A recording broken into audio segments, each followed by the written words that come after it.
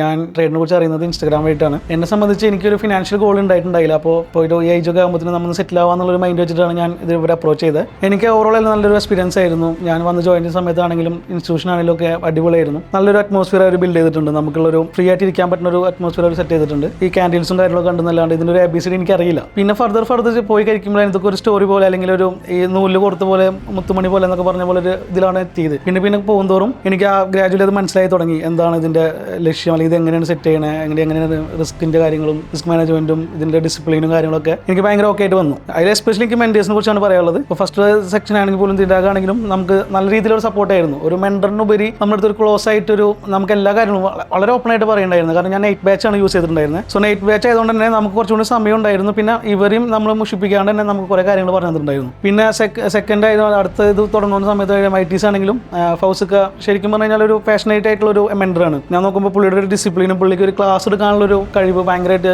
Appreciate ചെയ്യേണ്ട കാര്യങ്ങളാണ്. നമുക്ക് കുറേ കാര്യങ്ങൾ ഭയങ്കര സമയം എടുത്തിട്ടാണ് പുള്ളി പറഞ്ഞു തന്നിട്ടുണ്ടായിരുന്നത്. ഭയങ്കര ക്ഷമയാണ്. ഞാൻ പുള്ളിയുടെ ഏറ്റവും വലിയ ക്വാളിറ്റി പുള്ളി ഭയങ്കര ക്ഷമയാണ്. നമുക്ക് എന്ത് കാര്യം പറഞ്ഞു തരുമ്പോഴും നമുക്ക് അതിൻ്റെ ഡീപ്പായിട്ടും അതിൻ്റെ ഏറ്റവും ലെവലിലോട്ട് പോയി നമുക്ക് പറഞ്ഞിരുന്നുണ്ടായിരുന്നു. അപ്പോൾ അതും ഞാൻ ഭയങ്കര ഓക്കെ ആയിരുന്നു. അത് കഴിഞ്ഞ് ഓവറോൾ ഇപ്പോൾ 3 മാസം കഴിഞ്ഞു. 3 മാസം കഴിഞ്ഞു എന്നുള്ളത് നമുക്ക് ശരിക്കും മനസ്സിലാവുണ്ടായില്ല. കാരണം ഇവരുടെ ക്ലാസ് അത്രയും സൂപ്പറായിരുന്നു. നമ്മളിപ്പോൾ ഞാൻ ഈ പറഞ്ഞ പോലെ ചൊവ്വ വ്യാഴായിരുന്നു നമ്മുടെ ക്ലാസ്. വരുന്ന സമയത്താണെങ്കിലും നമ്മൾ ഭയങ്കര ഹാപ്പിയാണ് ക്ലാസ്സിൽ വരാൻ വേണ്ടിയിട്ട്. അതുപോലെ തന്നെ പിന്നെ എൻ്റെ കൂടെ പഠിച്ച ആൾക്കാർ അവരും പ്രത്യേകം എടുത്ത് പറയണം. കാരണം ആഫ്റ്റർ ക്ലാസ് നമ്മൾ ഒരു ഫുഡ് കഴിക്കാൻ പോകണം, ഹാങ് ഔട്ട് ചെയ്യാനും പോകുമ്പോഴും നമുക്ക് ഭയങ്കര രസമായിരുന്നു. അതും പഠിത്തവും നമ്മളൊരു എൻജോയ്മെൻറ്റും ഒരുമിച്ച് കൊണ്ടുപോകാൻ പറ്റി. പിന്നെ എനിക്കിതിലൊരു ഫ്യൂച്ചർ കാണാൻ പറ്റുന്നുണ്ട്. കാരണം എന്നെ സംബന്ധിച്ച് എനിക്കൊരു ഇൻഡിപെൻഡൻ്റ് ആയിട്ട് വർക്ക് ചെയ്യുന്നതാണ് കൂടുതൽ ഇഷ്ടം.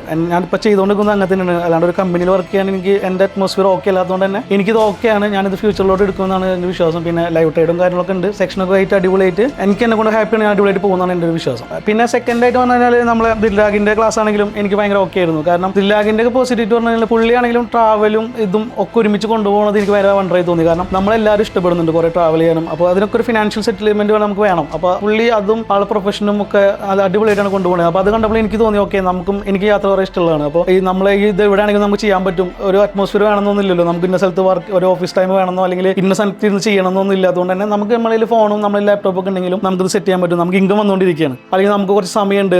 ഞങ്ങൾക്ക് തോന്നുന്നു ഗേൾസിനെ കുറച്ചും കൂടി ഈസി ആയിരിക്കും തോന്നുന്നുണ്ട്. കാരണം കുറച്ചധികം സമയം ഉള്ള ആൾക്കാർക്ക് എപ്പോഴും ഒരു സെക്കൻഡറി ഇൻകം മെയ്ഡ് ചെയ്യാൻ ട്രേഡിംഗ് എപ്പോഴും ഒരു പോസിബിലിറ്റി ഉള്ള സാധനം.